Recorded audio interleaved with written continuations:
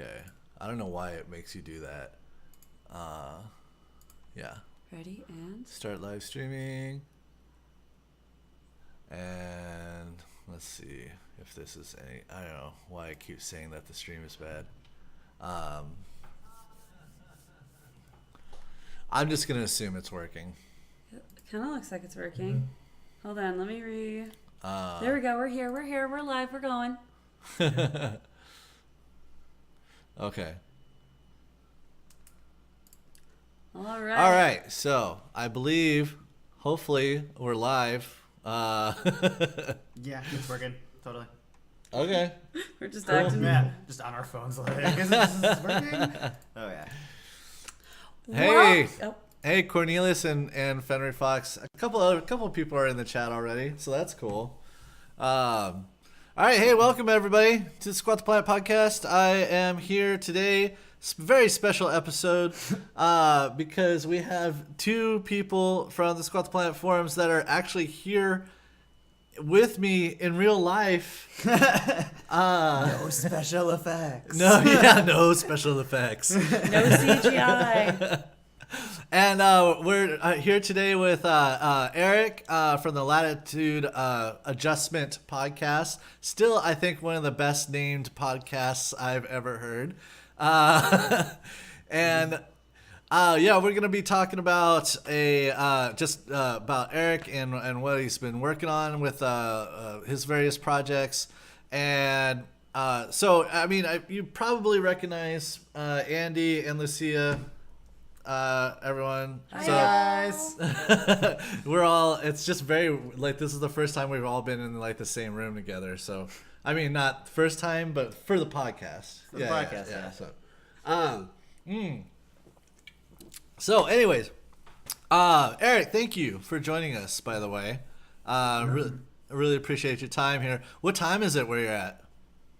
It is 9:20 p.m. 9:20. Okay, and where are you located right now? I'm in Valencia, Spain. Valencia, Spain. Awesome, man.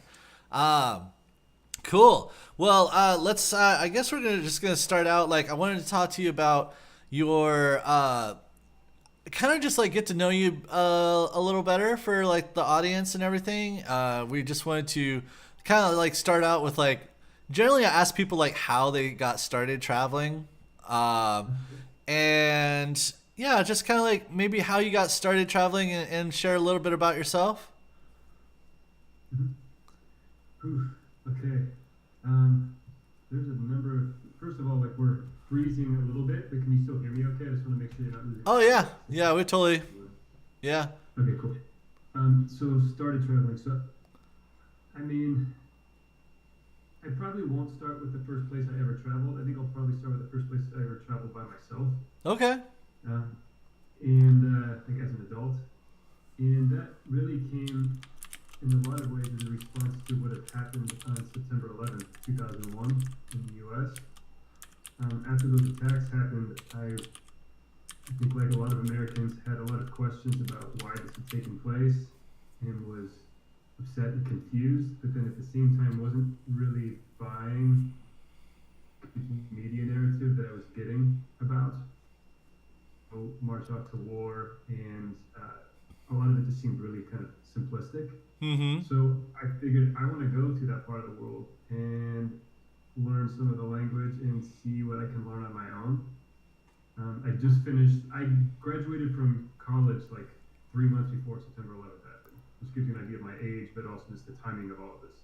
Yeah. And I'd spent 4 years like studying more or less philosophy and classic literature, so like I was flipping burgers more or less. Like I was waiting tables and doing the kind of stuff that people who study philosophy do. And during that, I decided, you know what, like I want to get over to the Middle East and see what I can learn firsthand. I didn't have the funds to do it, so I took out a buttload of student loans to enroll in a program that accepted American dollars, that accepted U.S. U.S. aid money. And I took Arabic classes, and I spent several months traveling around Egypt in between, in a language intensive, and then traveled all over Lebanon as well. And I just kind of had the doors blown off a lot of my assumptions about the Middle East. I showed up there thinking that I was a fairly open-minded person, that I'd read a few books, and that I was going to be that I was already like halfway enlightened.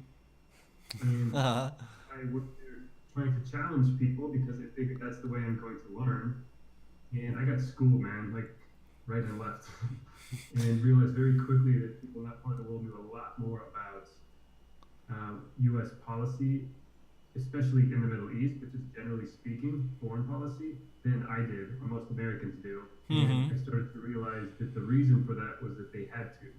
Like their destiny in a lot of ways was affected by U.S. politics in ways that aren't necessarily so obvious to the average American taxpayer.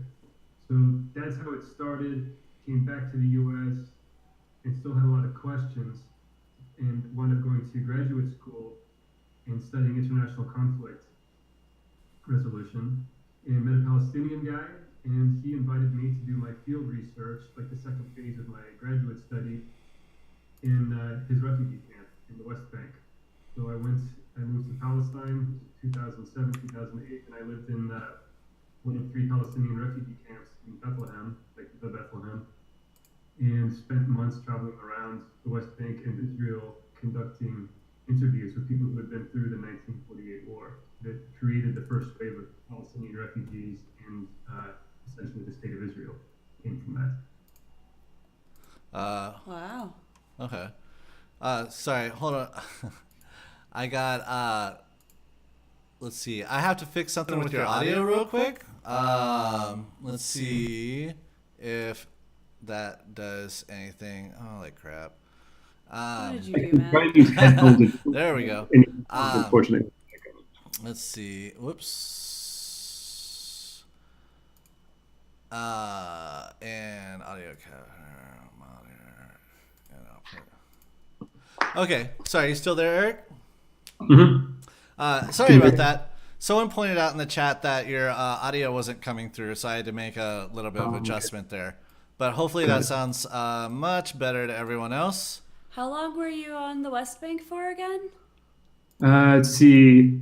Total, I was there 5 months. Oh, wow. And I think I was in my first trip, which was several years before that, 2002, to Egypt and briefly to Lebanon. That was about 4 months, I think. And then since I went back to the Middle East in 2012 and then spent most of the next 4 years in the Middle East, but also bouncing around to other places. During that time, like, what was your goal? Like, you were just learning, or did you have a specific project you were working on? So each phase, like each trip to the Middle East kind of had a different purpose. So the first time I went was in 2002, and I literally knew nothing, like other than just what I kind of read here and there and Hollywood movies. Like I didn't know how safe it was going to be, none of that stuff. I was super paranoid and had a bunch of preconceptions, and just really kind of just had to learn from the ground up. And I went as an Arabic student the first time. And that was for about 4 months, I think, in the fall of 2002. So it was still very much under the Mubarak regime, which is, for people in your audience, that's the regime that was overthrown in 2011 in Egypt's revolution. And more or less, it's that regime that's come back since the military coup in 2013. It's just under a different leader. So that was the first time I went in 2002. Then I went back to the Middle East in 2007, 2008. That was as a graduate student to do my field research, focusing on that conflict. And then again, years later, but for much longer, I went back in 2012, and that was with a project that I've been working on ever since, and it's called the Virtual Dinner Guest Project. And essentially what I do is I connect people around the world to have open discussions about the media culture in their respective countries by exchanging news articles before they meet from each other's press. And then they sit down and they have dinner together, or depending on the time difference, breakfast and dinner. And after 90 minutes, they exchange questions from one side to the other. And whatever question you receive from the other country, your small group of like 5 to 10 people have 2 weeks to go to the street with that question and film interviews with random people and make a short film. It's like 10 minutes long. Both sides do that, and then we post them online as a free public education resource. So it's kind of like my anarchistic approach to media production and an alternative to what we're getting from corporate media. My question for you on that is like you say like when you bring these people together, you're talking about like in the same room, or are they doing like a video stream? It's like what we're doing. So, I mean, I've done like India and Pakistan. I've done the Gaza Strip and Native Americans in the U.S. I've done intra-regional connections too. So a lot of the connections are from like the quote-unquote global South or from the Middle East to Western countries, but not always. I mean, I've done this between Lebanon and Mongolia to talk about LGBT rights in both of those communities. I've done this between India and Brazil. I mean, it's just been all over the place. So pretty much anything related to, I don't know, social justice is like, it's a possible topic of conversation, anything related to human rights. And sometimes I had Egypt talking to Tunisia, Egypt, when I went to Syria, I connected from Syria back to Egypt. So it can be intra-regional too. Yeah. I'm curious, like how, I mean, do the discussions ever get like really heated? Like, I mean, because obviously you're talking about some controversial subjects, I would think, with like polarizing people on opposite ends of it. Yeah. Did it ever get weird? I mean, well, there's a distance, I guess, between weird and heated, but I mean, I wouldn't. I mean, the short answer to that is there's never been anybody that's like stormed out of the meeting or like gone off on some like racist tirade. It's never like broken down like that. And there's some reasons for that. It's actually the problems that I have are kind of the opposite, because there tend to be a certain type of individual or group who are interested in doing something like this in the first place. And generally they're not like just extremists who want a platform to spread hate speech. They're more like kind of on the liberal left end of the political spectrum and globally curious. And so actually the problem that I have had some moments of tension where like, I can go into that, I guess, in a minute, but usually it's the opposite problem where like everybody's kind of in agreement that the problem is people on the right. And then you just end up creating kind of a bubble, like a group, like where people already agree with each other. And that's really not how you resolve conflict. I mean, if you want to address the real issues, you don't necessarily need to incorporate extremists, but you do need to incorporate a diverse range of viewpoints. You want to invite people to the table who are going to be spoilers, so to speak, in any negotiation, not leave them out. So the challenge then becomes, and also the other challenge is class, because if I'm doing this in English, okay, I'm doing this in countries where that's not the first language in a lot of cases. So that means I've just selected people who speak English, and typically that's a class issue. Like they've had access to an English language education. So I've just, in a sense, distorted like the authenticity of one side of the conversation by suggesting only people of a certain class have a voice. So the way that I try to address that, and to address like the kind of liberal bubble, so to speak, is to tell people, look, now you need to go to the street with a question and you interview people in the local language, not in English. And then, like in the case of India, we interview people in like 5 languages because there's regional dialects, there's English, and there's Hindi is the national language. Yeah. So that way, I try to address the class issues that seem to be a part of these online discussions and break through that with the actual content we create and make that more accessible and more representative of a broad cross-section of the community. And then we post that online, and that's actually what gets seen. It's not the people talking in these exchanges, it's the voices of the street. So yeah, as far as tense moments, I mean, there have been a few moments where like there's just been a miscommunication or like something doesn't really translate culturally, and I've tend to have spent enough time in these places to be able to kind of explain to people who might not be understanding where the miscommunication is coming from. But there's never been like some total meltdown. Surprisingly enough, I've done I think over 80 of these things. Wow. That's a lot. Yeah. And it's never just blown up, So where can people find this online? Yeah, so in 2015, so about 3 years into that, I founded a nonprofit. It's actually based in Amsterdam, and it's called Open Roads Media. Mm-hmm. So if you go to openroadsmedia.org, you'll see my Dutch NGO, and then if you just go to the projects page, you'll see some of the video projects we've done. And they're pretty basic. Like most of this stuff is done on like very low budget or almost no budget. But the last one we did was between Gaza and Rotterdam in the Netherlands. And we actually had enough of a budget to be able to pay like a professional film team in Gaza to produce their side. I saw that. Yeah, we were watching that earlier today. I was really impressed with the video quality. Yeah, we were lucky to have some really awesome guys on that side. And if you saw that film, what you notice is there's some drone footage in that where like they actually flew a drone over Gaza to give people an aerial view. And the guy whose footage that is was killed, I think in early April of this year, as a part of the protests that have been going on in the Gaza Strip since March 30th of this year. Every Friday, and on other days too, but specifically on Fridays, Palestinians march in protest to have access to return to their homes from 1948 as part of what's called the Great March of Return. And there's fatalities, I think, every single Friday. And these are overwhelmingly peaceful demonstrations, and they're inside their own territory, protesting. And one of these journalists, Yasser Mortaja, was wearing like the blue press jacket, like the flak jacket that you wear to identify yourself as a journalist, and was shot by an Israeli sniper. Somehow the bullet got through that jacket, and he died the next day. He was 30 years old and had a kid. That sucks. So, I don't mean to be terribly morbid, but I want to use this platform to share what's going on there whenever I can. Oh yeah, absolutely. So is that project continuing, or you kind of take a break from it, or is it an ongoing thing, or what's the status on that right now?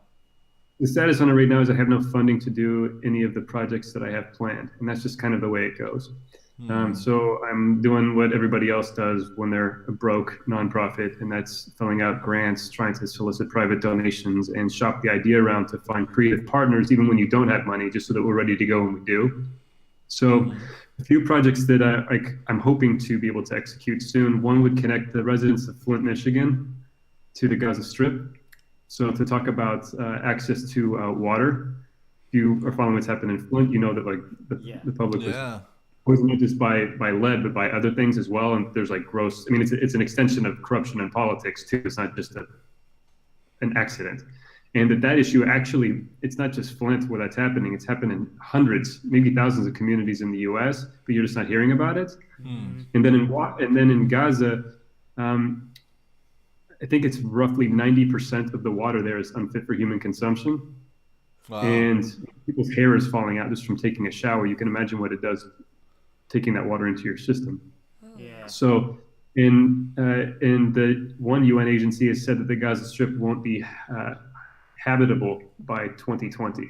Wow, I didn't know that. Jesus. That's not far away, right? Yeah, that's crazy. Nobody knows about this because you don't hear about it. You hear clashes on the border as if people running into a barbed wire fence getting shot by snipers is a clash. This isn't a meeting of two equally armed sides.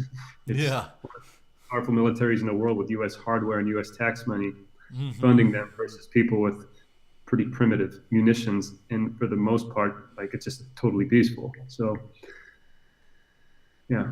is what it is. We can focus on other issues too, but one other issue, I guess I should say another project that I'm working on.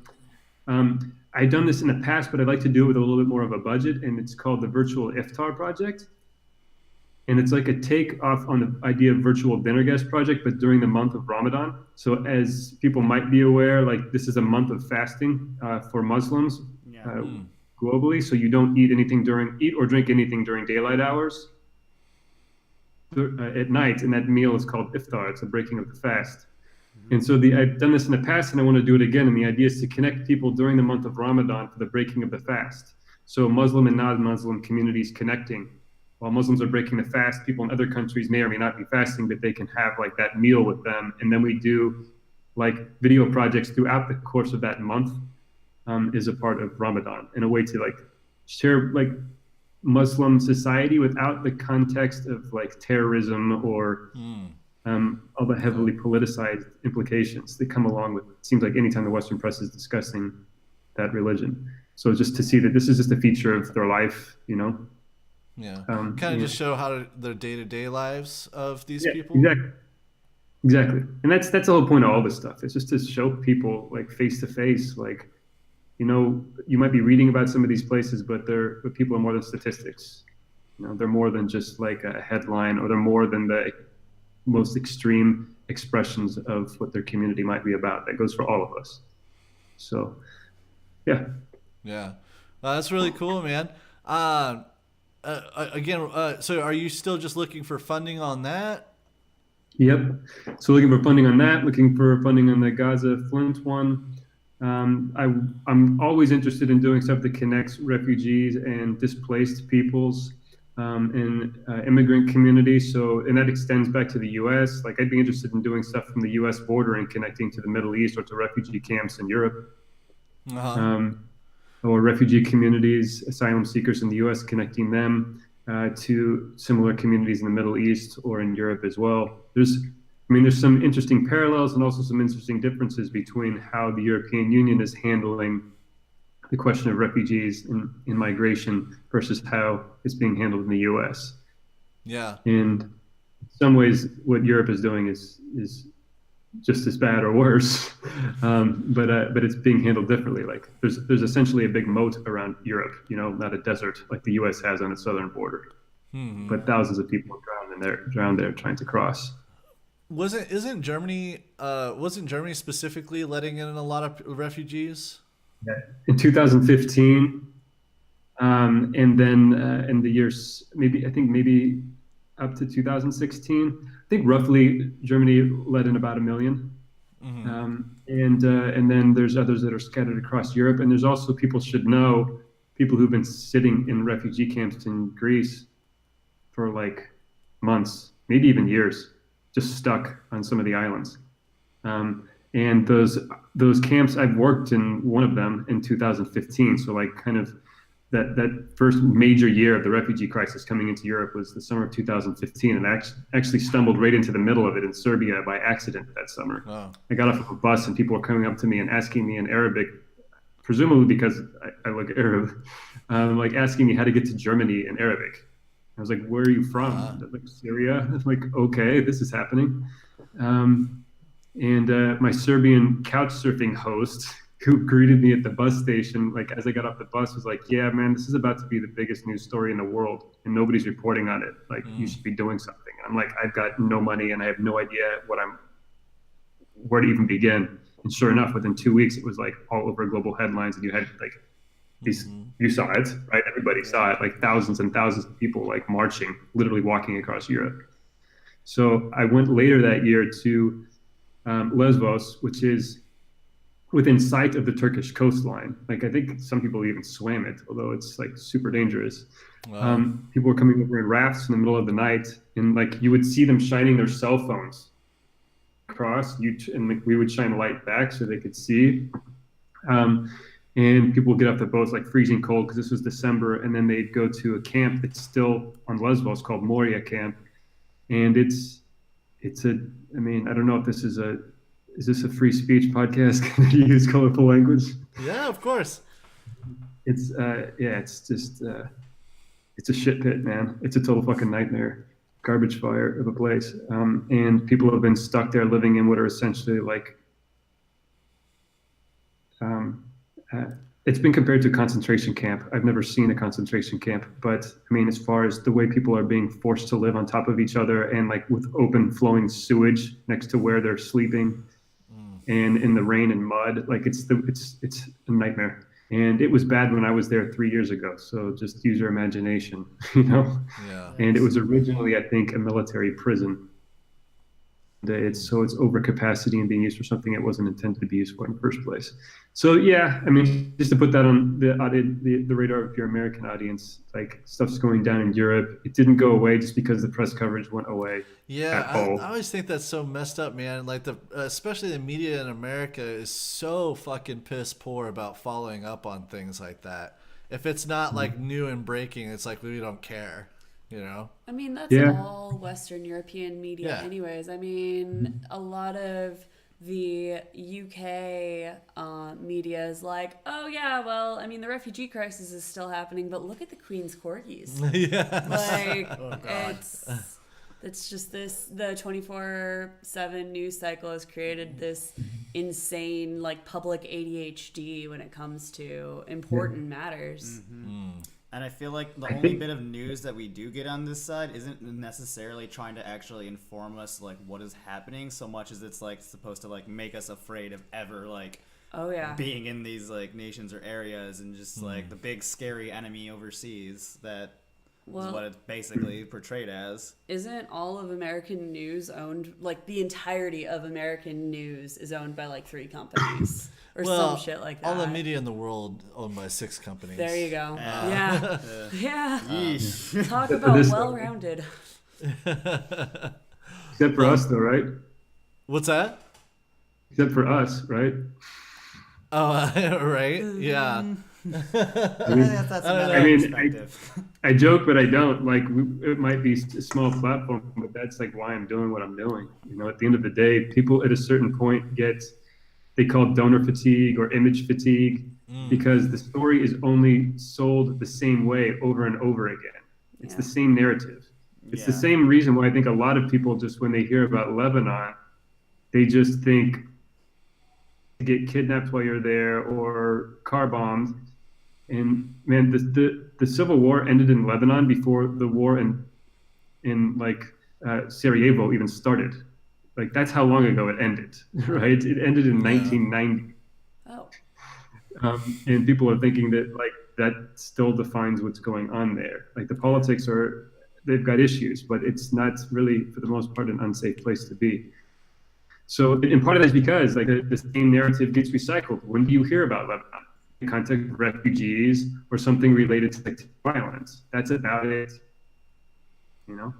So people they have no reason to change their narrative about the place. So that's why I think this stuff is critical, why it's really, really important to target communities that are subject to that kind of reductionist and simplistic narrative, and give people access to not just facts, because I've tried that. I've tried to just hammer people over the heads of like, here's why you should believe what I believe for years. And maybe you'll get them to admit that like they're not totally right, but nothing changes people's perspective quite as much as encountering another individual, because it's a lot harder to just totally invalidate what they've been through, you know? If you're a human being at all, it's really hard to just ignore that or say that like their suffering is invalid. So that's my focus. It's to give people like real-time opportunity for real-time connections, or to always, even with the podcast, take it back to the personal, and to walk people through like maybe geopolitical issues, but through somebody's direct life experience. Well, let's shift gears for just a minute. I'm kind of curious. I want to ask you about the Latitude Adjustment podcast itself. What's your goal with that? Some of it's some of the stuff I've been describing. So, I mean, in part, it's what I just explained, that it's to talk to people and not just do like an information dump, you know? And I'm sorry if I'm doing that here. That's fine. It's got the platform for it. If people can fire whatever questions they want at me too. Like, this doesn't have to just be heavy. I mean, I've got crazy stories from the Middle East too, but and from other places, including Europe. But so part of it is to interview people who've been through interesting experiences, and especially if they're coming from communities or dealing with issues that tend to be ignored in the mainstream media or misrepresented.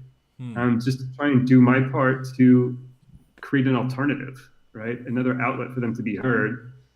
That's part of it. And then the other one, in a word, curiosity.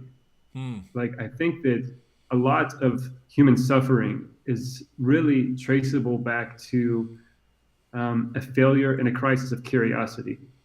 And that can sound kind of trite or trivial. I mean, you look at people who are suffering from like government oppression and persecution or hunger, war, famine, all of these things, and you say like, what, they need to be curious and they'll be better? Like, no, it's not that.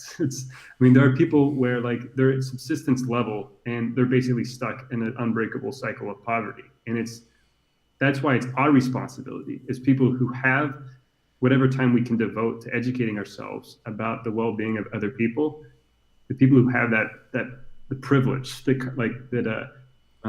take that kind of time and energy to learn more about the conditions of other people. I think it's a moral obligation. And to whatever resources you have to assist in spreading the word and trying to educate other people and yourself, I think that's a moral obligation too. So it's on us, like the people that like are coming from a background of whatever relative privilege we have, to devote whatever free time we can, to break out of the to break out of our programming and to break out of like an obsession with empty consumption, and to devote some of that time and energy to trying to educate ourselves and the public about what's going on in the rest of the world. And if you can do that through travel, awesome. And you can travel across the street and learn some of this shit, right? Like you probably have people from an immigrant community in your hometown. You might have refugees in your hometown. If you're confused about what's going on in Muslim majority countries or in the Middle East, there's a good chance if you're in a small town but the next big town has an Islamic center, they would be happy to answer your questions. So it's not that you need to go to the far side of the planet to engage directly. Cool. Well, I mean, so you said you're kind of exploring like curiosity through the podcast. I noticed if it sounds like it has like a similar theme to like the Open Media project. Open Roads. Yeah, Open Roads Media. But I noticed that you've I don't know, I guess maybe it's just I've noticed that you've interviewed people like on a more personal level, like more one-on-one type of thing. And I was just kind of wondering if that's like a different kind of like focus for the podcast as opposed to the Open Roads Media thing. Like you had Cornelius on, and you talked to me yesterday. And I don't know, I guess I'm just trying to like think of like, for people that are interested in checking out your podcast, like what can they expect to see or hear when they listen to your show? That's a really good question. And I think I just finished episode 11, so I'm right about where you're at as far as how long I've been doing this, and I'm still totally just figuring it out. Yeah, us too. Yeah. And I mean, it's a steep learning curve, and the interviewing part is like, that's an art in itself. I'm learning how to be an interviewer and shape a conversation and also be fluid. As far as like a common denominator in my guests, you're right to point out that like there's a difference between having small group clusters that are engaging in a dialogue versus one-on-one. And yeah, some of that's just that it's a different kind of intimate exchange. And there's assets and also limitations to the podcast medium. Like it's only audio. So there's certain things that are a challenge that I can't really do that I can do with video, like subtitling things and talking to people in different languages. That's a little bit, working through a language barrier is a little bit more of a challenge with the podcast. But the upside to it is, is like you can do this for free, right? It's just a question of how much time and energy you're willing and able to put into it. So I can put stuff out like every week, whereas I got to raise money every time I want to do one of these projects. And it's a ton of work. And I can only do so many a year, even if I had all the funding in the world. Like I've only got so much energy. So yeah, the idea is to not just seek out people of a certain political persuasion or from a certain context. It's really to try and grow a community outside the U.S. is a big goal of mine. So about half of the listeners are not in the U.S., which I'm trying to make it even more sizable percentage of the participants. That's part of it. And really just to get people to start questioning their assumptions about the things that they're assuming about other people's experiences, about their reality. And to do that also by challenging myself, like what I'm trying to force myself to do in each of these interviews is ask questions that maybe scare me a little bit or that might expose me for being kind of ignorant. And I don't necessarily know how my guest is going to respond. I told them ahead of time, look, if I say something fucking stupid, you can tell me that, you know, but like just know that I'm coming from a place of wanting to learn and not to offend you or to try and make something sensational. And generally, I've found like all of the guests on the podcast so far have been really patient with me and have approached my questions with that spirit. And so I've got to go and explore some people's lives in pretty intimate detail, going from barely knowing them to being able to ask them intensely personal questions. As long as you're open that that's where you're coming from, it's pretty amazing where people will let you go with just one or two conversations. So that's all. And to see if that's, no matter where we come from, and no matter what the politics are that are the background to this stuff, there might be something that that sounds familiar to you, you know, that like if somebody's talking about their coming out experience, or if somebody's talking about being bullied or whatever, I mean, that transcends culture. Yeah. So that is just another way to make somebody relatable, and then and use that as an entry point to being curious about their culture. Right? You could be talking to somebody on the other side of the planet, but you're like, wait a minute, this person dealt with the same thing I did. Okay, like we connect on that at least. And if you are more likely to only think of somebody with that identity, right, coming from pick a country in the Middle East or wherever, is super religious, conservative, having certain points of view or opinions, it starts to deconstruct that. You start to realize, okay, this person's more complicated than the stereotypes I've been fed. Yeah. In that sense, it's similar end goal to the Open Roads Media. That's cool, man.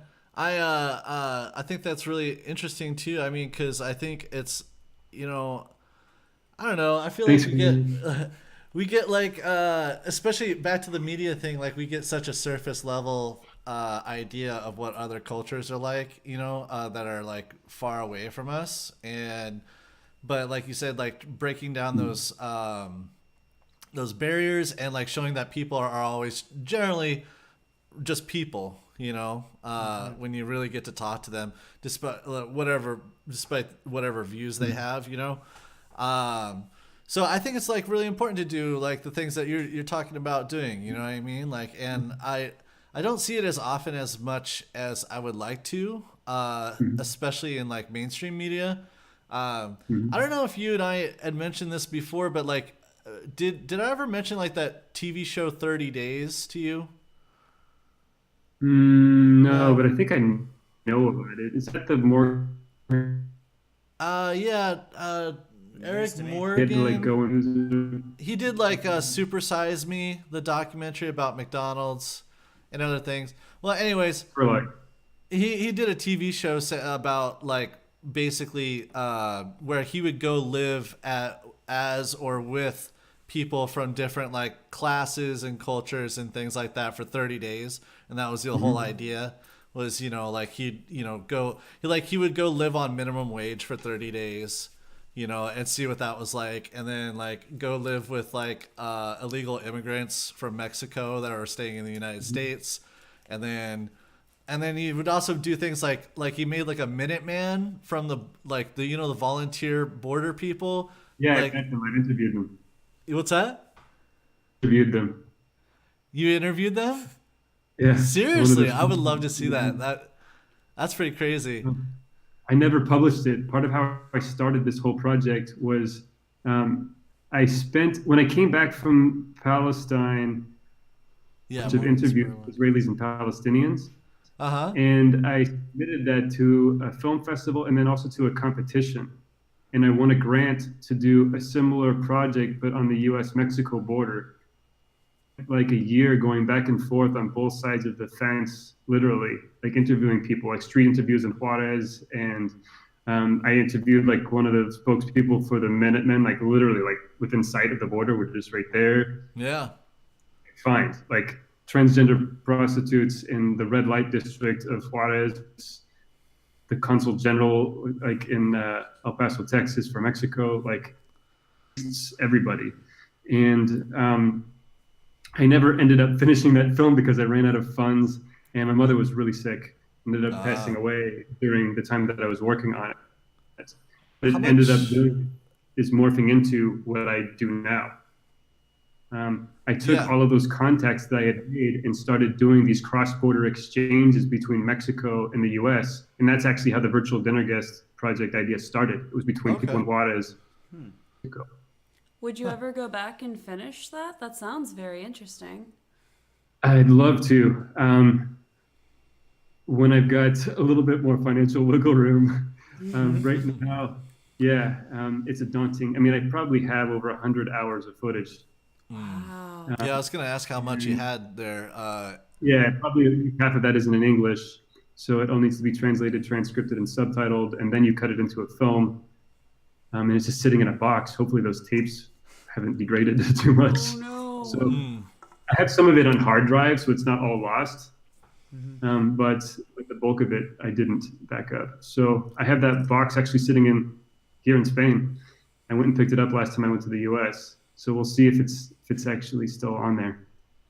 I would love to go back and do that. And I would also like to go back and just revisit kind of where this project started. In some ways, it's really sad. Like, I started this, that was in 2009, 2010 that I was doing that, so this is like 8 years later, and it's like the issue's still there. Yeah. Like a documentary, sadly, would still be perfectly relevant today. Yeah. There's totally. Nothing that's. So sorry, I know that I cut in. I don't even fine. think you're. I don't know. By the way, feel free to interrupt me. I don't want to dominate the conversation here or anything. But I think for people, like, it seems like you've done a lot of traveling in throughout. I guess what you'd say mostly is the Middle East, right? I guess probably most of it would be the Middle East. Yeah. Okay. How did you travel for the most part? Were you hitchhiking? Were you getting buses? So I haven't done a lot of hitchhiking. The way you get around, and I want to be clear about that too. I mean, we can get to that part of the discussion too, because I want to be upfront with your community, and that, I mean, I might be kind of an outlier in a lot of ways. Like, I haven't ever caught a train. I haven't done a lot, really, any hitchhiking. I've never like panhandled or like played music to earn my dinner, none of that stuff. And I have traveled quite a bit around the U.S. before I took off, but really my international travel has been more, I go to a place and I tend to stay there for a while. Either like somebody lets me crash their couch or like a spare room for a while because they like my project, and maybe they don't have money, but they believe in what I'm doing. So like, that's like their donation, so to speak, is like, I can sleep in the spare room, or some people will just take me out to lunch every once in a while. I mean, it's been that. And when I go to most of these places, I tend to stay at least a month or more. Yeah. And so I'll just go on forums online and find out like who's subletting an extra room, like a cheap room in a flat. And it's actually, in some ways, a cheaper way to travel. I mean, this is all relative, right? It depends on what's cheap for you. The most expensive part is getting to these places, obviously. But then, like, in 2012, Cairo's gotten a little bit more expensive, but 2012, like, renting a room in Cairo for a month was like, it's not that expensive, like a couple $100. And if you know how to haggle and how to shop in the markets instead of the supermarkets, and you've got a little bit of functional Arabic, you barely need any, like, you could eat for almost nothing, like pennies a day. Like probably $2 or $3, you'd be okay, especially if you're eating vegetarian. So it hasn't been that I'm like hitchhiking from one country to the next. First of all, that would be kind of complicated just with borders being what they are in that part of the world. But getting around in places like Lebanon or Egypt, Palestine, like, it's an informal public transportation system in a lot of these places anyway. So when you talk about hitchhiking, it's kind of like transport is something in between hitchhiking and a bus anyway. Like, it's people driving around in like a converted Toyota van that they cram full of as many people as they can, and you're standing by the side of the road, and like, you just, it's understood what the rate is. So in that sense, it's formalized. Like, you just know, like, it costs you 1.5 Egyptian pounds to go this distance. It's just, you understand it. And people even have like sign language they use to be able to show what distance they're traveling or to what place they want to go around to get around Cairo. So you can learn that. I never really did. And that way these, like the buses will know to slow down or not slow down based on what like hand signal you're flashing while they're flying by. And people are just diving into these vehicles, diving out. So that's kind of how you get around. You might be walking down a dirt road for a while, and then one of those vans just swings by, and you flash like that you need to ride, and you just jump in and you go to the next stop. But there's not like a bus stop. It's just next to the thing that's next to the thing, and you just have to learn those landmarks. Especially in Beirut, that's kind of how it works. You don't really use addresses. Definitely not bus stops. You just say like, it's next to this gas station in this neighborhood, and people just know that's the equivalent of a bus stop. Yeah. Gotcha. Cool. That's really interesting. Like, would you say like the majority of the way you've gotten around has been by buses or flights, or how have you gotten from country to country most of the time? From country to country, I'm trying to think. Overwhelmingly flights. Like. Going from Egypt to Lebanon, I mean, there's realistically no other way to do it, because of safety and distance and time, and political tensions with neighbors and all of that stuff. There's certain places like you can't really get through and then come out the other side politically. That is the issue. Like if you travel to some places, you can't travel to other places. They'll check your passports. Right. So there's that issue. You just have to kind of become aware of what the political relationships are between different countries. And so that's been tricky to an extent, but not really. And some Americans even carry 2 passports. Like you can actually technically carry more than 1 U.S. passport for this reason. People might not be aware of that, but you can. It's tricky. And if you go to like your post office or wherever you apply for a passport in the U.S., they probably won't know this. But if you go to like a U.S. embassy or a consulate in these countries, specifically in the Middle East, where they're used to getting those questions, they will know it. And people will carry 1 passport to travel to some countries and another one to travel to other ones. So there's that. Within the countries, yeah. I mean, I've done everything from like just to basically hitch, like people just driving by in like a tuk-tuk, like a 3-wheeler, with my wife. And we were in Cairo, not in Cairo, actually just rural Egypt in Fayoum. We were staying in this like hostel in the middle of freaking nowhere, like in the middle of an oasis, essentially.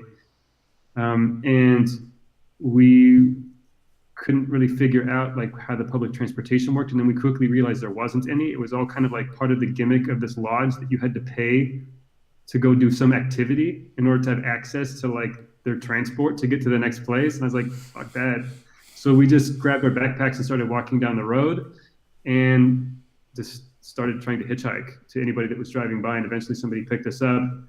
But like, I mean, he was like a local farmer. So I just like offered to pay the guy a little bit of money and he drove us to like the next place we wanted to go. We messed around for a while.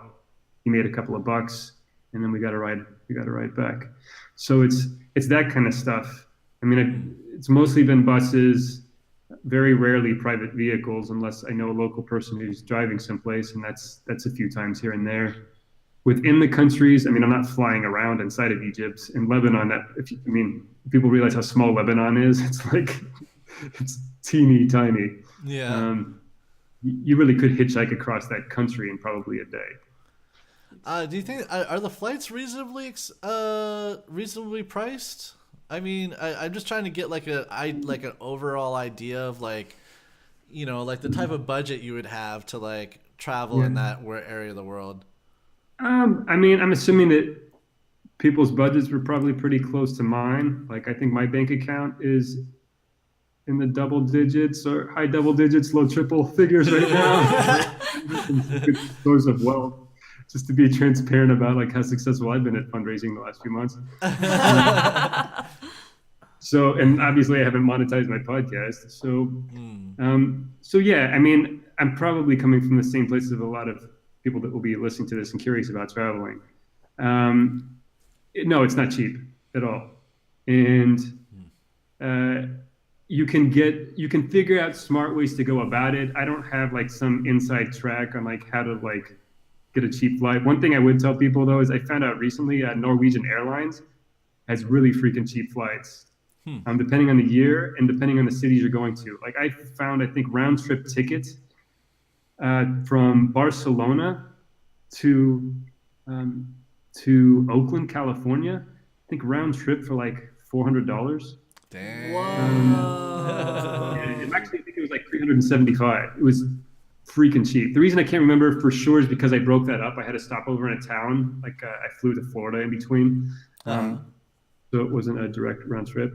But yeah, it's not cheap, but if you can find a place to stay and maybe like get yourself to Europe and then like lay low and then for like a few days and then find like piggyback on another cheap, not connected flight to someplace in the Middle East, that might be one way to save yourself some money, to like split up airlines. That's one way to do it. But really, your biggest expense is going to be getting there. As far as how I started doing this, which I'm going to assume your audience is probably going to have some questions about that, like, especially if I'm saying I don't have much money. Well, then how did I do this? When my mother passed away, she left a small amount of money to my sister and I. When I say small, I mean not like rent for the month, but also not like a trust fund I could live off of forever. It was like enough to buy a pretty decent car, pretty nice car. Yeah. And that was essentially like what gave me the courage to just kind of go for it. And I still had to fundraise from the very beginning. You know, that's how I started this project. I crowdfunded it as soon as I got to Beirut.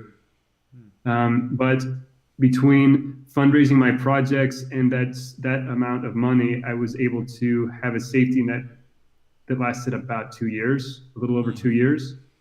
And after that, it's been living by my wits, you know, and sometimes my wits aren't bearing much fruit. So for like really most of the last 4 years, it's been a grind, and I've been stuck. I mean, multiple times where I'm like, okay, I can't afford to leave this place. You know, I can't even afford to go to a Western country. Like if I get uncomfortable or freaked out or whatever, like I can't afford to go to Europe. Like what? That would be like going to the US, except not spending the money on the airfare. I'd be broke in a couple of weeks. Yeah. So I've had to just kind of hunker down and lay low for a while and try and, really just like be under the gun of like, I need to come up with an idea that people are going to want to fund if I'm going to be able to support myself. And that's exciting and terrifying at the same time. So I have another question, and feel free to tell me that it's like ignorant. A lot of times on mainstream media, they'll say like, oh, yeah, like, I mean, look at me. I'm like this white woman. Like, don't go to the Middle East. You're going to get killed, which I don't believe because, I mean, they told me don't go to New Orleans. You're going to get killed. And I lived there for 2 years and didn't die once. Depending on the neighborhood, I don't know. But anyways, so that's kind of one of the main things when it comes to the Middle East that comes up a lot, especially with people who really want to travel there, is security. Is there like one country or couple countries, or do you just say go for it, stay in a group, and understand that even if you cross the street, you could get hit by a bus, and you know, random violence is everywhere? Yeah, that's a good question. Did you guys need to add, or should I take a stab at that? Well, I think she's just asking like generally like how, what are your opinions on safety in those regions? And if I want to just jump something on top of that, what are the safety, like, and how do they differ between, like, different demographics, more like LGBT people, people of color, different races? Yeah. Yeah, sure. So, I mean, one disclaimer I'm going to add in the beginning of this is to say that, like anywhere, events on the ground are subject to change, and you need to do your homework and make sure that, put your ear to the ground. It's the same kind of, it's not the same situation as traveling in the US, but you need common sense just like you need traveling in the US, right? Yeah. Like you're going to talk to other people before you take certain travel routes, especially if you're breaking a law to do it in the US, right? Same principle, like what we were talking about yesterday when you were telling me like how you learn how to, you know, don't go by yourself the first time. Yeah. So, like, I'm not saying you can't go by yourself to the Middle East. It's just that, yeah, use some common sense. Like, probably talk to somebody who's done it. And the first thing that I would start with is to say this: the Middle East is not a country, right? True. It's Very true. it's a term that's used to describe, that was invented by European colonialists, or actually I think also by an American former military officer. I mean, it's debatable who actually invented the term, but it comes from Western countries. And it's obvious in the name, Middle East, right? Like, well, East to who, right? Like it's very Euro or West centric, right? West country centric. So that's something to keep in mind. It's not one country. It's not uniform from a cultural standpoint. And even to the extent that Arabic is widely spoken, the dialect is very different, and Arabs have difficult time understanding each other, depending on which countries you're talking about. Morocco and Saudi Arabia, Saudis would likely have difficulty understanding Moroccans, probably not the reverse. But so there's that. As far as the safety, I mean it when I say that it depends on the neighborhood you're in the U.S., and it depends on the country you're talking about in the Middle East. There are plenty of places in the U.S. that, like, I would feel sketched out about walking by myself at night if I didn't know the community, like, for sure. And places that I've lived, and places that I love, and places where I've got friends. You know, I'm not trying to hate on any place in the U.S. To elevate the Middle East. That's just the reality. Some places aren't terribly safe for a variety of reasons. So it depends on where you're talking about in the Middle East. Generally, I would say that Lebanon tends to be has a very Western feel to it compared to a lot of other places in the Middle East. It's not exactly pluralistic in the sense that, like, everybody's getting along, but, like, they're not actively hostile. It's just that it's kind of like everybody's in their own specific communities in Lebanon. And right now they overlap a lot in, like, Beirut, for example. Like, it's pretty mixed. People that come from, like, different Muslim communities, different Christian communities, the Druze community, etc. Like, people tend to kind of mix together in Beirut, the main city in the country. But then a lot of the rest of the country is kind of like the geography divides people based on their sect, and to a large degree. I'm sure some people will take issue with that characterization as being too general, and that would be fair too. Egypt is a white Western woman. It's not a question of if you're going to be harassed, it's a question of when. Absolutely, it will happen. Up into and including physical assault. And I don't want to scare anybody away, but I can't think of a single Western woman who's been there who hasn't had that happen to them. Like, not one. And I love Egypt, and it's like a second home to me in a lot of ways, because it's the part of the world, it's the first place that I traveled that really opened my eyes, and I kind of feel like eternally grateful for, like, the political education I got as a result of traveling there.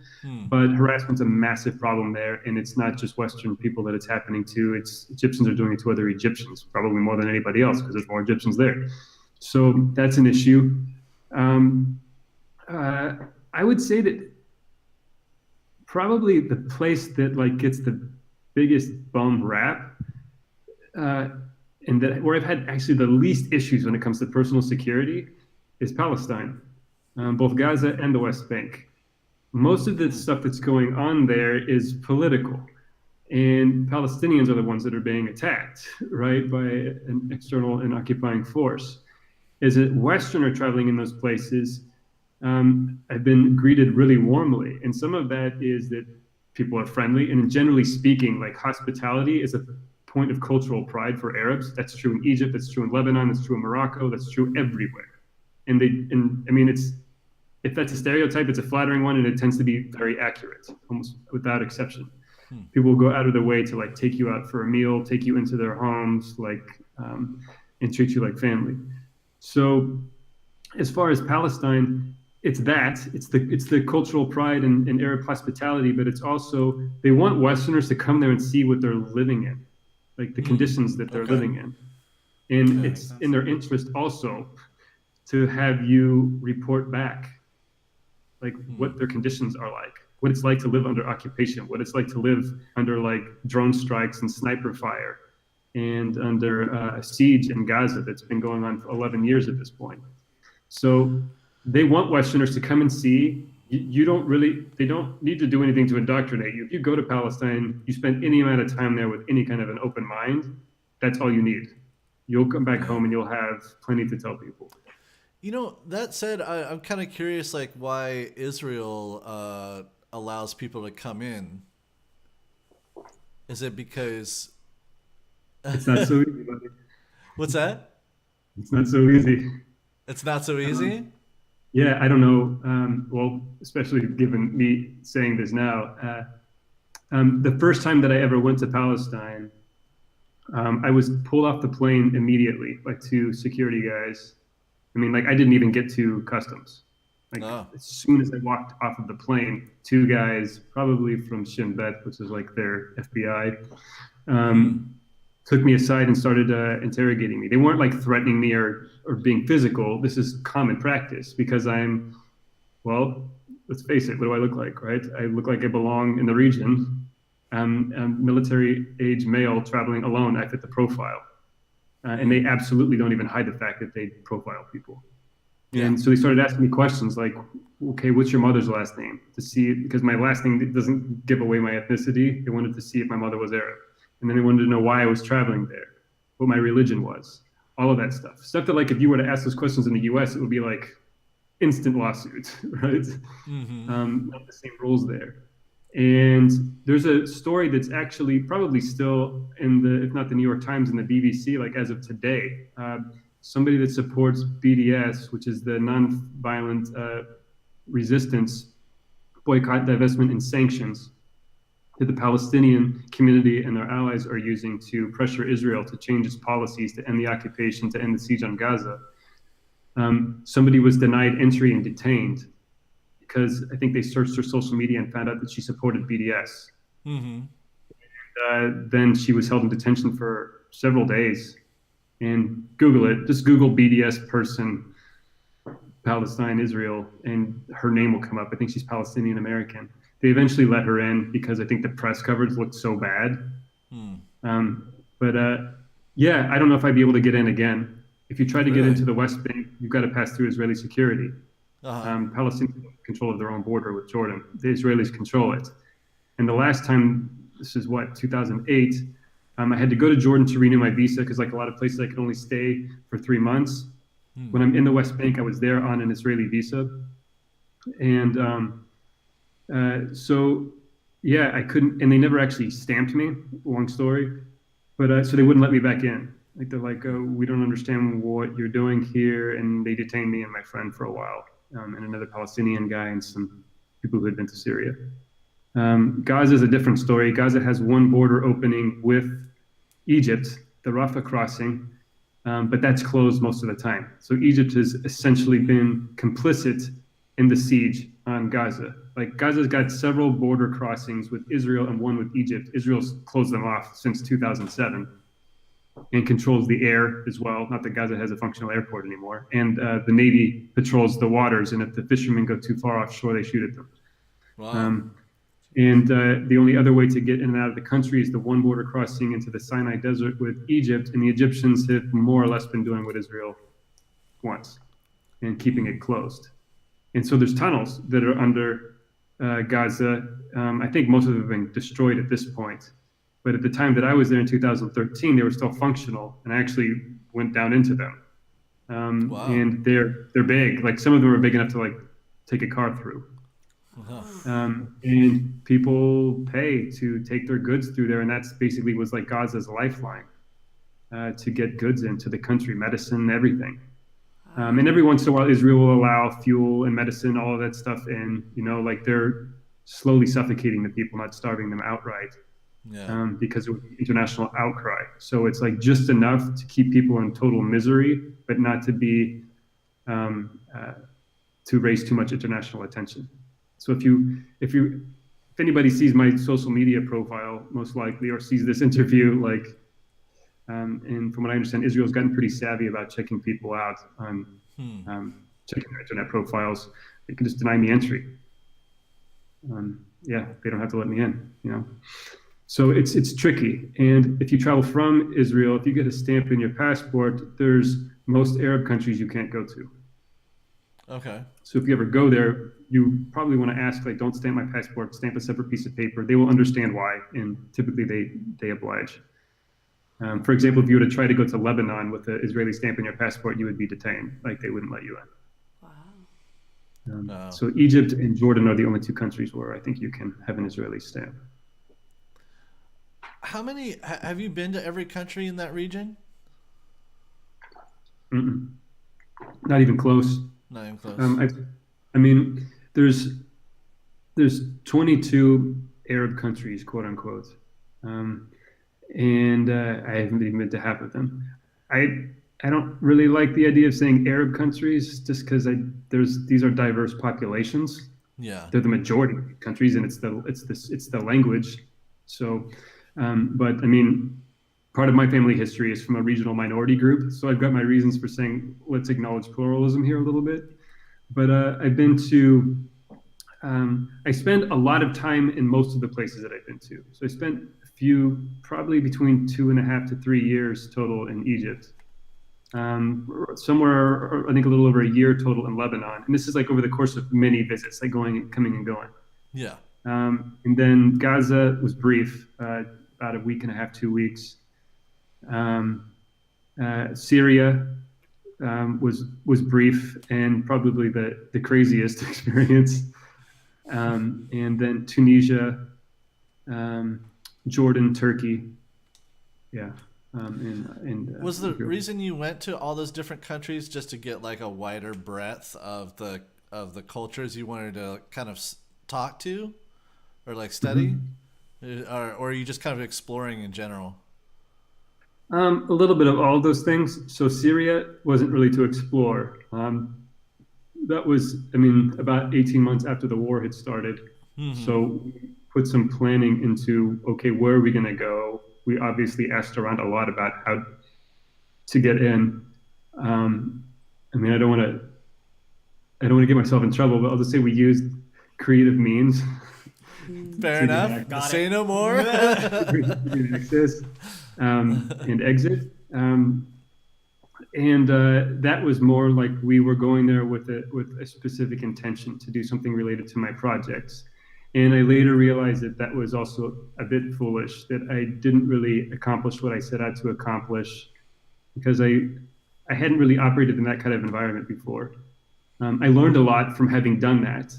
And I'm grateful to the experience. It made me realize what the limitations are of my media project. That, this probably isn't the kind of thing that's really well suited to an active conflict zone. That if I'm going to be in that situation, I should be able to address immediate needs instead of just coming with a camera and good intentions. We did other things there too. It wasn't just that we were there filming. We did our best to raise money and bring some aid across. Yeah. But it was a humbling experience, and I realized, if I'm going to do something like that again, I need to be very clear on what my impact is going to be if I'm going to take those kinds of risks. And I actually reevaluated my project and changed my approach to it and didn't do any more programming for about 6 months after that experience. So with all of the other places that I've been, the initial experience was, curiosity. I wanted to go to Lebanon and see what it was like. I'd heard that it was like the Paris of the East, right? And that not to believe the hype, and that it had a really cool bar scene, and all of those things are true. And that Egypt, I went there because I was curious, because it's the biggest, most populous country in the Middle East, and I think in Africa. And it was also an opportunity to learn, to study Arabic. And then I just fell in love with it. Egyptians are kind of famous for their sense of humor, really, really warm and down to earth. And after the revolution, like when I went back in 2012, it was about a year after the revolution, and like the atmosphere there was just electric. Like it was, people didn't know what direction things were going to go. There were massive, massive protests. I was in Tahrir Square, like as they announced the results of their first and only democratic election in history. It was insane. Like hundreds and hundreds of people like swarmed around like single people's car stereos just to hear the results. And then like it's like this explosion of like emotion when it was announced. And then over the course of like the following year, as I was coming and going, seeing things start to deteriorate. And then ultimately that ended in a military coup. And now things are even worse. So it's heartbreaking, but yeah, I don't want to give people the wrong impression of Egypt and discourage them, because harassment's a big issue there, but I've got mixed feelings about it. I feel the need to be honest about that issue, but I don't want to color the people with that experience alone. It's like Egypt will always be a second home to me. And even though it's super oppressive right now and worse than it was under Mubarak, like I still feel like it's a responsibility to the place and still want to go back. So if there's ever, if people ever want to contact me, and like I can do that through Squat the Planet, you know, like answer people's questions. If they ever want information about traveling in the Middle East, I'm here. Like I want to educate people and encourage as many people to travel in that part of the world as possible. Because the more people that see it, the more people will come back to their own countries and blow up all the media hype. We need more people to see this shit, because our own diplomats aren't doing their jobs. You know, if their function is really to not just maintain business alliances between like corporate elites, but to serve the interests of the voting public, part of that should involve informing the public about what's actually going on with their tax dollars in these countries. That's not even a remote interest. Right? So in the absence of that, it's up to us as citizens that, again, have the time and the curiosity to like take on that responsibility, being diplomats, wherever we're able to, even if you can't travel to a place, making those kinds of connections. And then using those experiences and those connections to inform and educate other people. Hell yeah, man. I think that's really well put. Very well put. Kind of a modus operandi. Someone in the chat, Red Netbook, was wondering if you ever had any problems like getting back to the U.S. From any of the countries that you visited? No. No? Nothing at all? No, I mean, I was stopped the last time I came in because I hadn't been back in the U.S. in 4 years. That was in February of this year. And I had renewed my passport overseas, like in Egypt. So they probably saw that in the Homeland Security database or whatever it is that they search. So like I didn't get to just go through customs and walk back in. They stopped me and they questioned me a little bit, but it wasn't super intrusive. It was actually kind of ridiculous. Like the guy made some kind of comment about how we just need to see if you've been talking to any ideological groups. I don't remember the exact term he used, and I'm just like, so you're asking me? Like, like I would tell you what? Like, okay, I know not to say that. What? So no, I mean, at the end of the day, if you've really been up to no good, they might or might not find out about it. But really, if you haven't been doing anything stupid, then you're an American citizen. Like, you're just walking back into your home, right? And I'm sure that there are people that have not had that experience, you know? Because they have Arab roots or they're naturalized citizens or for a variety of reasons. And I can't say that my experience translates to everybody else. But I've never had any issues getting back into the U.S. And the only places where I've experienced really tight security it was France. Yeah? That doesn't I can believe that. They stopped me getting on the plane and were like, well, why were you studying Arabic? Why were you there for so long? There in Israel are the places where I've had like the tightest security. Yeah. Gotcha. Interesting. No issues really.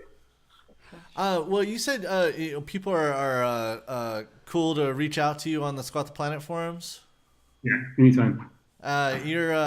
Your screen name on there is Mad Andy, right? Yeah. Okay. Cool. It's just like a play on my name because my middle name's Andrew, my last name's Maddox, so I just like reversed them and abbreviated them, so Mad Andy. Yeah. Cool. Yeah. Before the podcast, we kept referring to you as Mad Andy, and we're like, wait, no, but remember, it's got to be Eric during the show. Or something.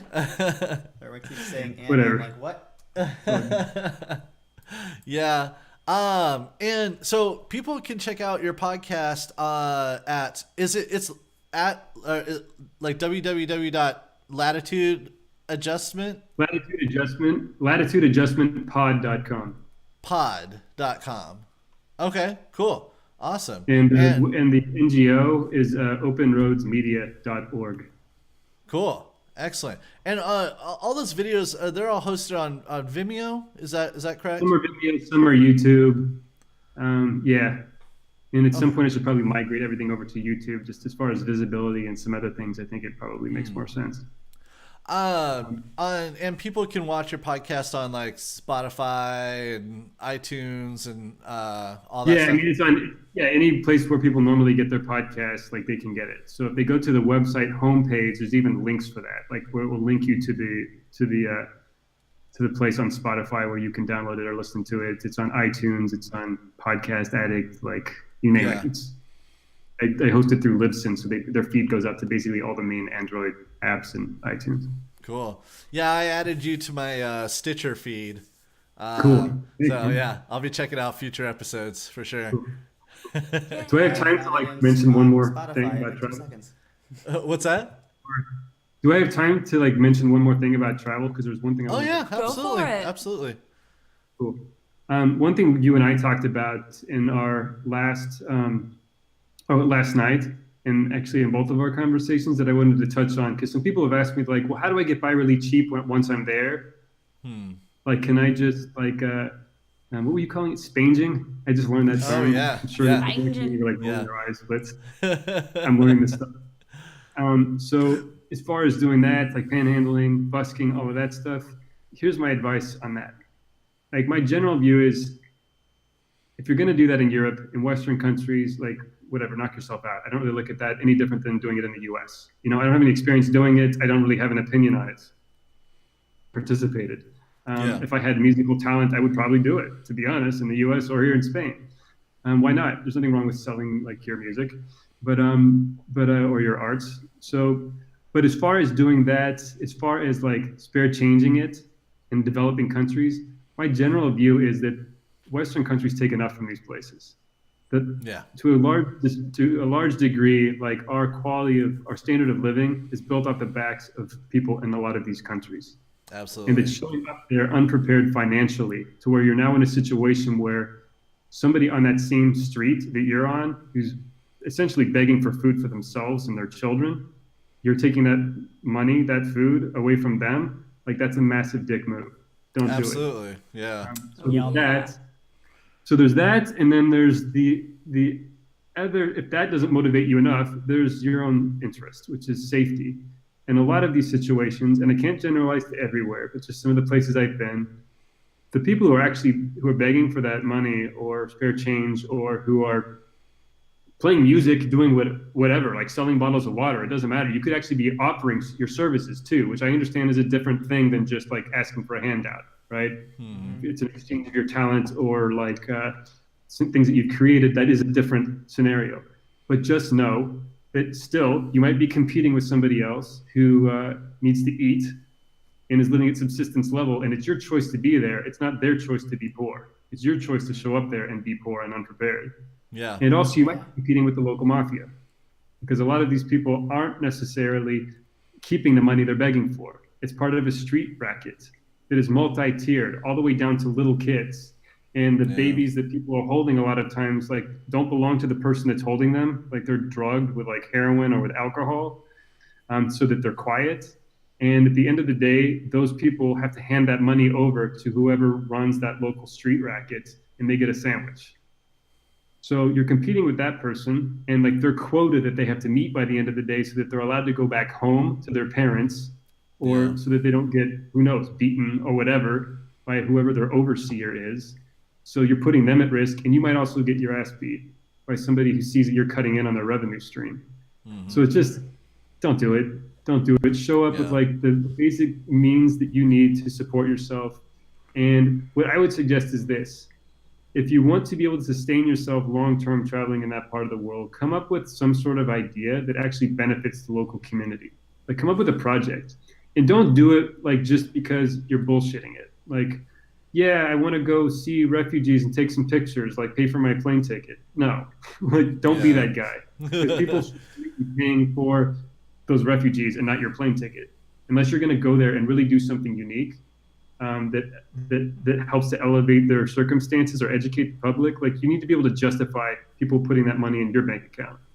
If you can justify it and you're already there and you're prepared to stay a while, then I'd say more power to you. Raise your money from the West, from Western countries, spend it in those countries. Yeah. You know, then you're putting the money into like the local economy while not sponging off of it, and you also get to travel while you're doing it. You know, from one place to the next. Find a project that can sustain you. Correct me if I'm wrong, but one of the things I think you mentioned when we were talking on your show was that like food and stuff is fairly cheap in most of those countries, right? Anyway, so I mean, you're getting a great exchange rate, right? I mean, yeah, it's all relative. Some places are more expensive than you might think. Lebanon, Beirut in particular, is closer to European prices than I think a lot of people are expecting when they first get there. It's actually not cheap to run flat in Beirut. And Cairo's gotten more expensive, but I mean, it's still cheap by any Western standard. Okay. But there's different, I mean, none of this stuff's going to be rocket science. Like if you know how to use Facebook, you can more or less do what I do. But I've just built up over the years because I've traveled in a lot of these places for a long time. I know quite a few people. So when I put out on Facebook, like, hey, I'm going to be coming to Cairo for a month. I need to find a room. Then there's more people that are there that see it, right? Mm-hmm. So the more time you spend in places, this is just kind of common sense. Like the more time you spend in a community, the more time you invest yourself in that community trying to do something other than take from it, the more friends you're going to make, the more people who are going to want to help you stay there, right?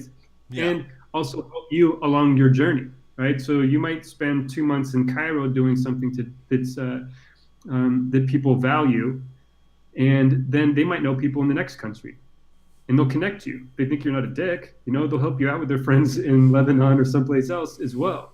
But if you show up and like, people will spot a fraud instantly. Mm-hmm. Like there's plenty of people that create bogus nonprofit organizations that are just about like subsidizing their lifestyle. And don't be that guy, and you're not fooling anybody. Like people in the Middle East in particular have seen this shit for years. Like they're going to spot you a mile away. So you got to be real. Just like probably same is true in your community of travelers. You know, people are going to spot somebody who's fronting like they know something that they don't. Yeah. Or that they don't. And to the other thing that we talked about yesterday. Sorry, I just want to make sure I squeeze some things in. Yeah, do it, man. This shit isn't a competition. Like this idea that like you need to spend a certain amount of time traveling to be legit, or you need to have done X number of dangerous things, or be to this many places in your life. Like what the fuck is that? Yeah. Oh dear Lord. No. I believe, Matt, you've described it before as the race to the bottom. Yeah.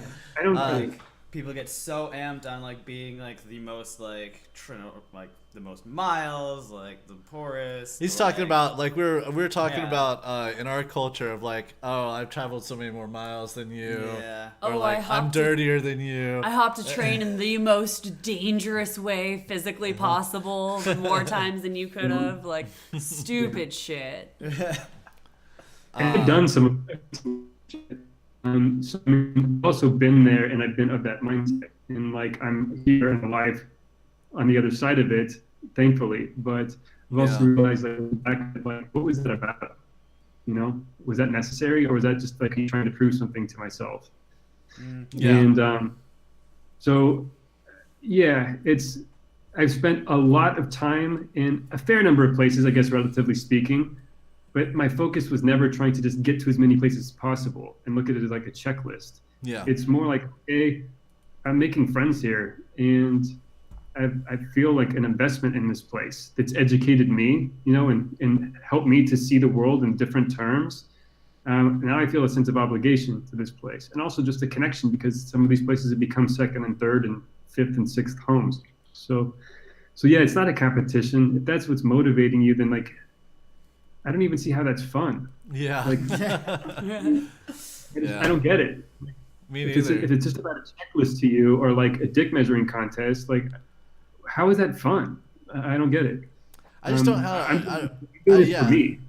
I don't understand how you can have like a real experience that way. When you like in those situations, like you're just going through things as fast as possible to kind of like consume them as a tourist. Whereas like I always like encourage people to, like you said, like stay like in a place for at least like a month or something, and like kind of like live in that place and get to know people and make friends and all that stuff. You know, you'll have a like way more enriching experience than just checking off a checklist, like you said. Yeah. And you can also go to places like you could go to India and like rent a cheap room in a shared flat.